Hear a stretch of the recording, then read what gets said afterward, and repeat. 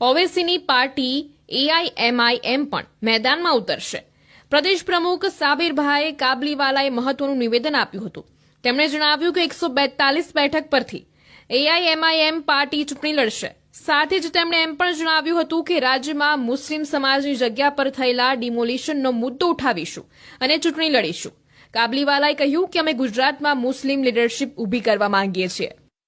ગુજરાતમાં 66 નગરપાલિકા અને 1 મહાનગરપાલિકા સાથે જિલ્લા તાલુકા પંચાયતની 66 ચૂંટણીઓની જાહેરાત થઈ ચૂકી છે. રાજકીય પક્ષોએ પોતાની એક્ટિવિટી પણ શરૂ કરી દીધી છે. તો સાથે જ હવે ગુજરાતમાં અન્ય પક્ષો પણ હવે આ ચૂંટણીમાં ઝંપલાવી રહ્યા છે. ભારતીય જનતા પાર્ટી, કોંગ્રેસ પાર્ટી હોય, આમ આદમી પાર્ટી હોય કે પછી એનસીપી, હવે તો જે ઓવેસીની પાર્ટી છે એઆઈએમ પણ હવે ગુજરાતના અનેક નગરપાલિકા અને મહાનગરપાલિકા ચૂંટણીમાં તેઓ ઝંપલાવ જોડાયા છે. સાબિર કાબલીવાલા પ્રદેશના પ્રમુખ છે એઆઈએમના. સાબિરભાઈ, ભાજપ કોંગ્રેસ તો સમજે, હવે તો અન્ય પક્ષો પણ ગુજરાતમાં સક્રિય થવા માંડી રહ્યા ચૂંટણીઓને લઈને.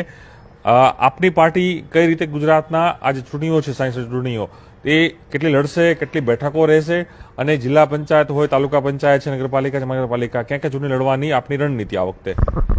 અમે ટોટલ 142 સીટ અમે લડવાના છીએ અને જૂનાગઢમાં 12 સીટ છે, માંગરોળમાં 26 સીટ અમે લડવાના, અને સુરતની 1 સીટ છે, અને સંતરામપુરની છે, અને બાલાસિનોર, સલાયામાં 28 સીટ છે, ઉપલેટામાં 13 સીટ છે, અને ધોરાજીમાં 20 સીટ છે, અને ટોટલ અમે 142 સીટ અમે લડાવવાના.